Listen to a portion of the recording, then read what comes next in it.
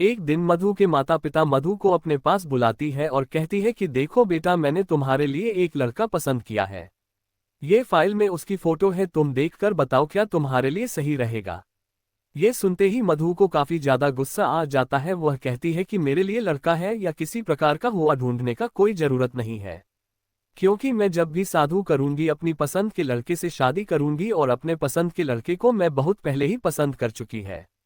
मैं उसके बिना एक मिनट क्या एक सेकंड भी नहीं रख सकती हूँ। ऐसे में किसी और से शादी करने के बारे में सोच भी नहीं सकती। फिर मुझे भी माता पिता मरो से रमेश की पूरी जानकारी लेते हैं और फिर उसका घर खानदान दाता रमेश को देखने के लिए उसके घर जाते हैं। दोनों परिवारों में काफी देर तक बातचीत होती है और अंत में दोनों को का प्यार जीत जाता है।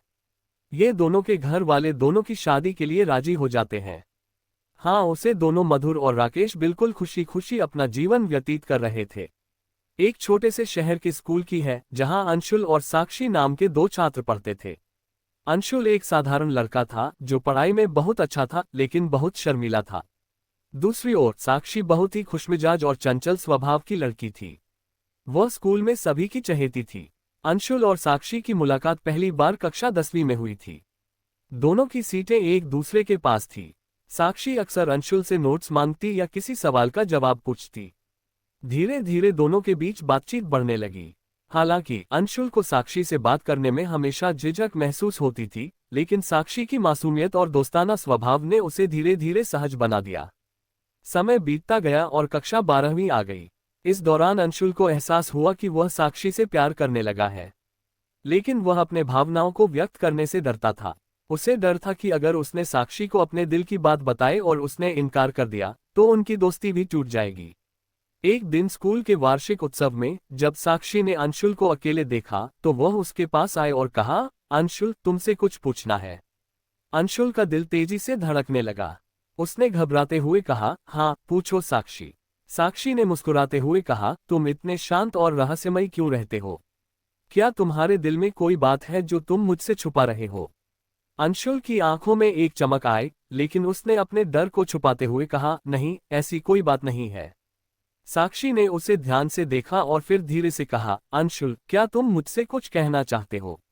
अंशुल के लिए अब और छुपाना मुश्किल हो गया। उसने धीरे से कहा, साक्षी, मैं तुमसे बहुत प्यार करता हूं, लेकिन मैं नहीं जानता कि तुम क्या सोचोगी। साक्षी ने कुछ देर चुप रहने के बाद कहा, अंशुल, मैं भी तुमसे प्यार करती हूं, लेकिन मुझे लगा कि तुम मुझसे कभी कुछ कहोगे ही नहीं।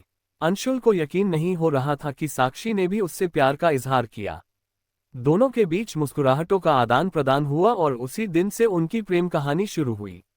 स्कूल के दिन खत्म होने के बाद भी दोनों ने एक दूसरे का साथ कभी नहीं छोड़ा और हमेशा एक दूसरे के साथ खड़े रहे। उनकी स्कूल लव स्टोरी एक खूबसूरत रिश्ता बनकर उभरी जिसने उनकी जिंदगी को हमेशा के लिए बदल दिया। यह एक लव स्टोरी है जो दिल को छू जाती है। आर्यन और अनन्या एक छोटे से गांव में रहते थे। दोनों बचपन से एक दूसरे के साथ बड़े हुए थे। उनका प्यार मासूम और सच्चा था। दोनों एक दूसरे के बिना अपनी जिंदगी की कल्पना भी नहीं कर सकते थे। लेकिन उनकी प्रेम कहानी में एक मोड़ तब आया जब आर्यन को एक गंभीर बीमारी हो गई। डॉक्टर ने कहा कि आर्यन के पास कुछ ही महीने बचे हैं। इस खबर से अनन्या का दिल टूट गया, लेकिन उसने आर्यन का साथ नहीं छोड़ा। वह हर दिन आर्यन के साथ बिताने लगी, हर पल को जीने की कोशिश करती रही। आर्यन को भी अनन्या की तकलीफ महसूस होती थी। वह जानता था कि वह अनन्या को छोड़कर जा रहा है, लेकिन वह कुछ नहीं कर सकता था।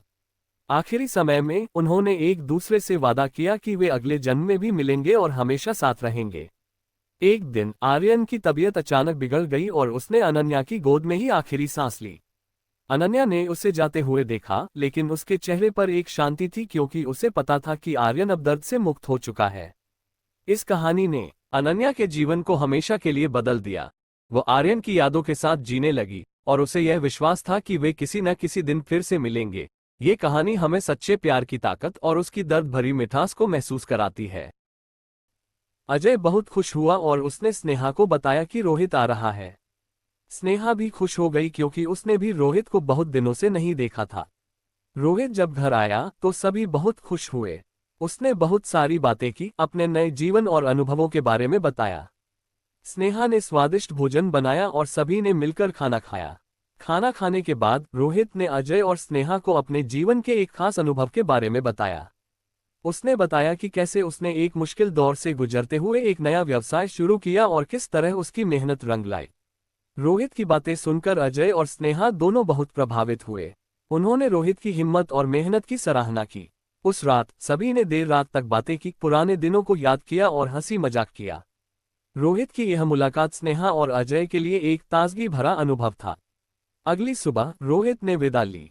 जाते समय उसने कहा कि वह अब हमेशा संपर्क में रहेगा और जल्द ही फिर से मिलने आएगा। इस मुलाकात ने स्नेहा और अजय की दोस्ती और रिश्ते को और भी मजबूत बना दिया। वे दोनों समझ गए थे कि सच्चे दोस्त कभी दूर नहीं होते, चाहे समय और दूरी कितनी भी हो। जब मेरे पति के पुराने दोस्त अमित कई दिनों बाद हमारे घर आए। अमित की शादी के बाद वे बहुत व्यस्त हो गए थे और मिलना बहुत कम हो पाता था।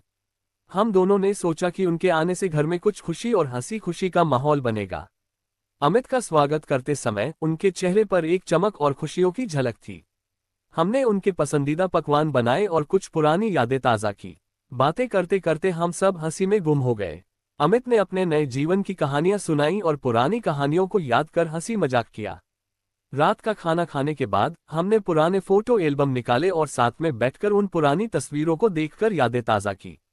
अमित के जाने के बाद हमें महसूस हुआ कि कितना अच्छा लगा जब पुराने दोस्त मिले और कितना अच्छा था कि हम एक साथ समय बिता सके।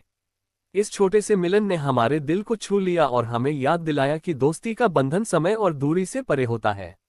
शिखा अपने घर के कामों में व्यस्त थी। तभी दरवाजे की घंटी बजी।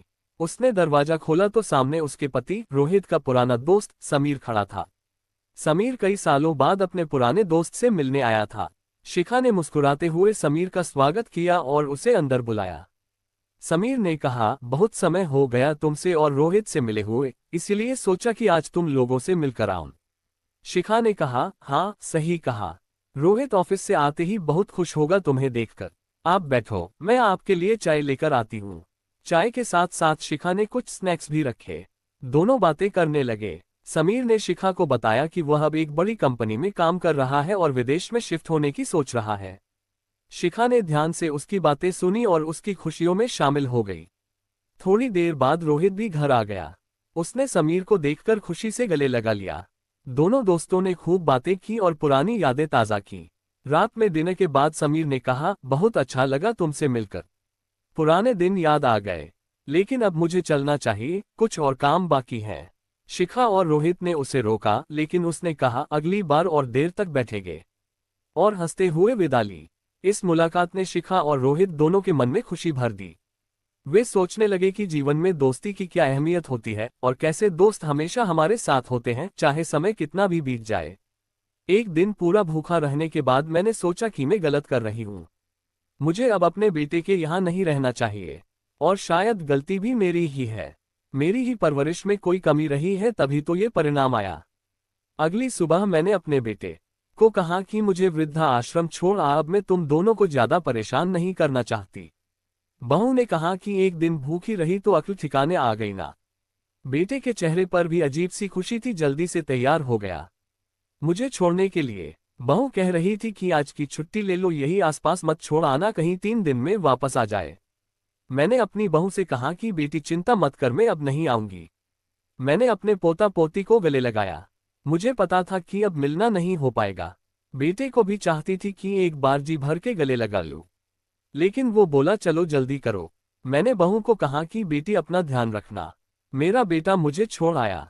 वहां आकर मैंने देखा कि मेरी तरह कई है। थोड़े दिन उदास रहते हैं, फिर सच को स्वीकार कर लेते हैं। मैं अब यहाँ खुश हूँ, कुछ काम भी करती हूँ।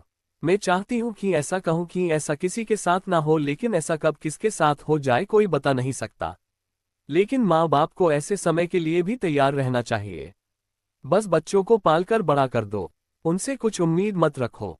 बहुत है, पूरी कहानी सुनाओगे, लेकिन सबसे पहले आपसे निवेदन है कि हमारे चैनल को सब्सक्राइब जरूर करें, क्योंकि घंटे लग जाते हैं वीडियो को बनाने के लिए, आप प्यारे दोस्तों के लिए ही तो प्लीज।